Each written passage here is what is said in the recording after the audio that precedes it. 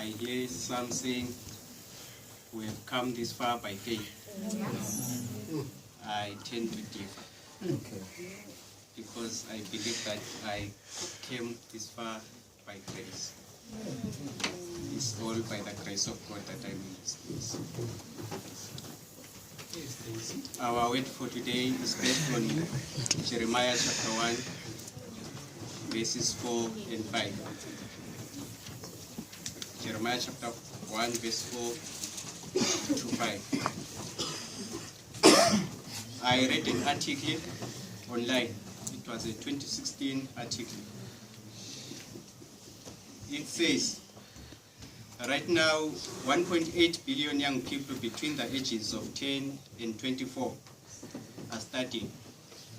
Some of them, they are working, and others are still finding their purpose. In that article, we are told that they are the largest youth population the world has ever seen. And they are growing up at a time when the world is at a critical crossroad. That article continues to say, 2016 marks the first year of action to meet the United Nations' 17 Sustainable Development Goals. It says young people are willing and able to contribute to this global agenda to end poverty, fight inequality, and tackle climate change by 2030. Now, it was Mark Twain who was quoted to say, the two most important days in your life is the day you are born and the day you find out why. I close quote. Yeah.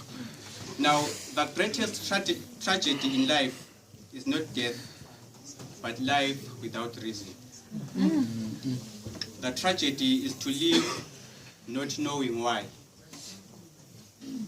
The disaster is not living without fulfilling your dreams, but having no dream is a disaster.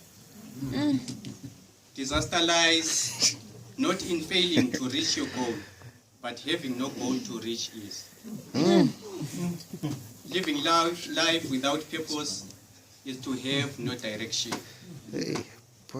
Even God, before he created that which is created today, he had a purpose in his mind. So the text says, Jeremiah 1, 4 to 5. Then the word of the Lord came to me, saying, before I formed you in the womb, I knew you. And before you were born, I sanctified you, and I ordained you a prophet to the nations. Our title today says, Know Your Purpose. Know your purpose. Let's pray. Our dear Heavenly Father, Lord God. Jeremiah is a well-known prophet, and he is well-known as a weeping prophet. He comes from the family of priests, and now we find God calling him to the office of prophecy.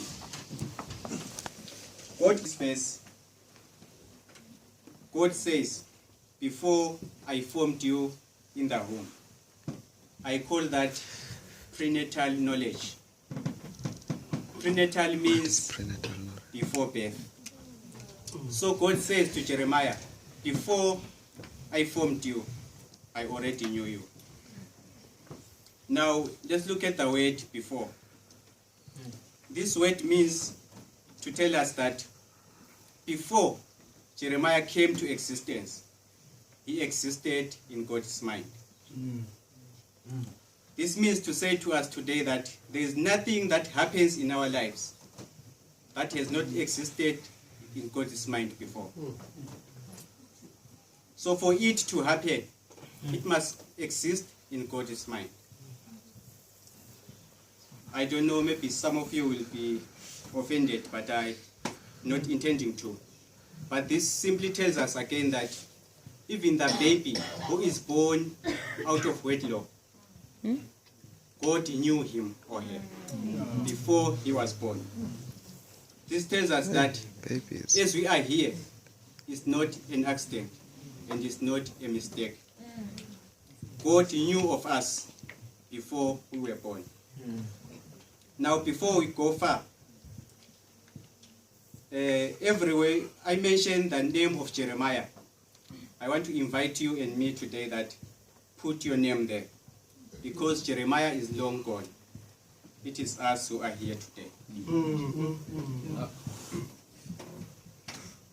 I want to say again, somebody here who comes from a single parent, you are not a mistake. God knew of you, and before you were born, He attached purpose in your DNA. So He says, before I formed you. The phrase there means before I made you. The other meaning is I purposed you. To form there means I purposed you. I put a purpose in you. So this is what God is saying to us today, suggesting that God attached His purpose on you before you were even conceived. And He continues to say, I knew you. The word knew, when you check it from dictionary, it's the past tense of know, which is light anyway. But now, when we check it from the theological dictionaries, it means I skilled you. It means I trained you, or to know someone relationally. Now the second meaning, the word also refers to knowing a person intimately. That's how deep God knows us. When the Bible says Adam knew Eve, it is not saying Adam knew the name of Eve, but it simply means to tell us that they did the thing. What thing? What thing? I see you are all laughing. You love that thing.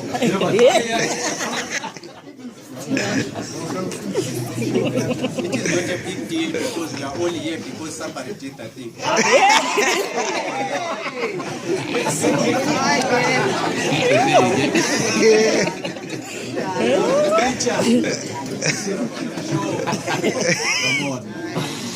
Now, if God knows us to that extent, if God knows us to that very core, which means when we pray unto Him, He will hear and answer our prayers. He cares for us that much. So when we are praying to God, we pray to somebody who knows us that deep. He knows us more than we know ourselves. That's why sometimes when you do something, you get surprised. Simply because you don't know yourself very well. You don't know the potential you have. But to God is never surprised. God knows us and He cares.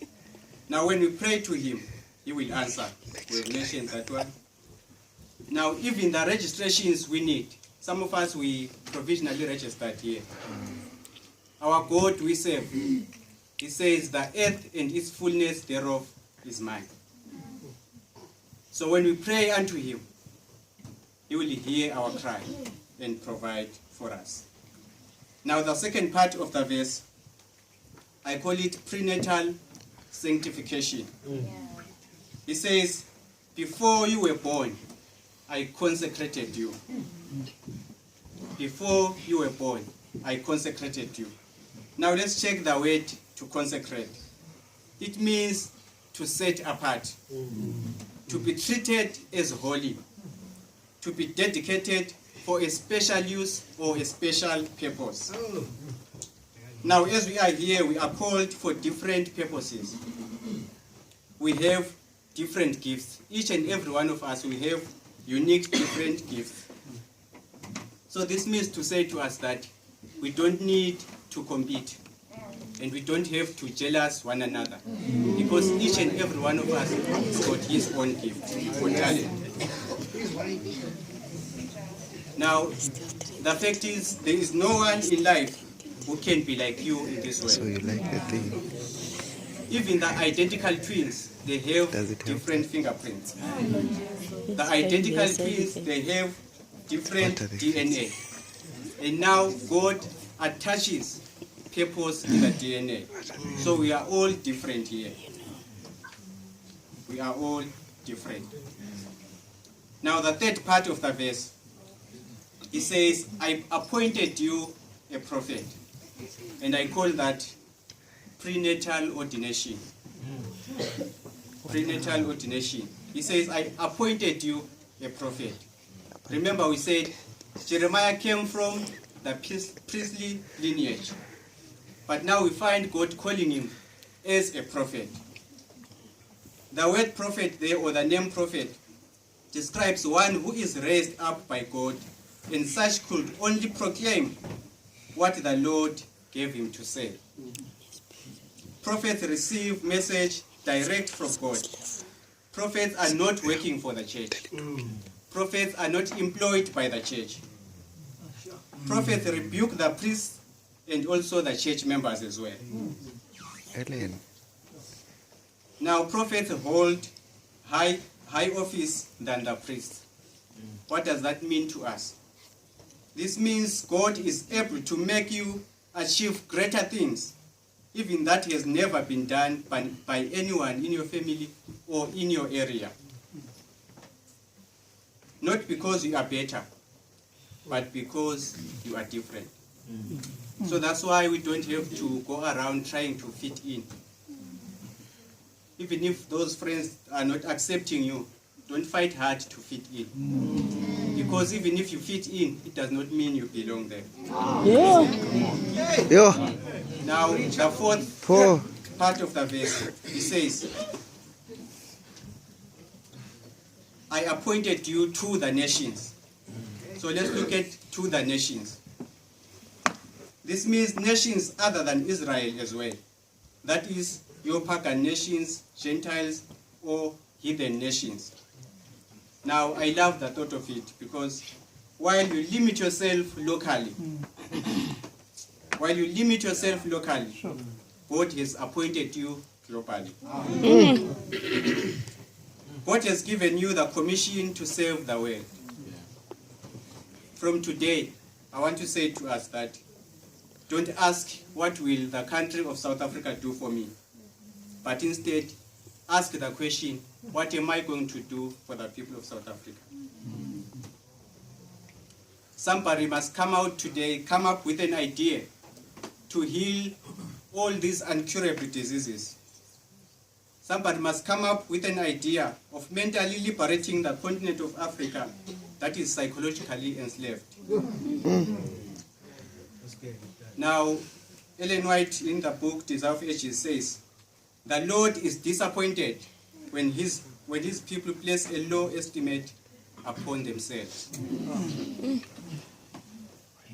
Now, as we are going to learn, I have three things for us today. Number one, identify your purpose. That is, ask God to reveal your purpose to you. Number two, invest in your purpose. Invest in your purpose.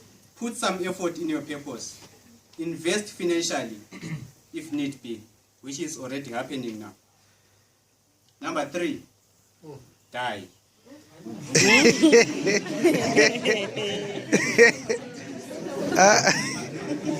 Number three, the first one we said identify. Number two, invest. Number three, die. Having fulfilled your purpose. Hey. Now, it was Les Brown who was quoted to say, the graveyard is the most richest place. Why? Because it is here where you find all hopes and dreams that were never fulfilled.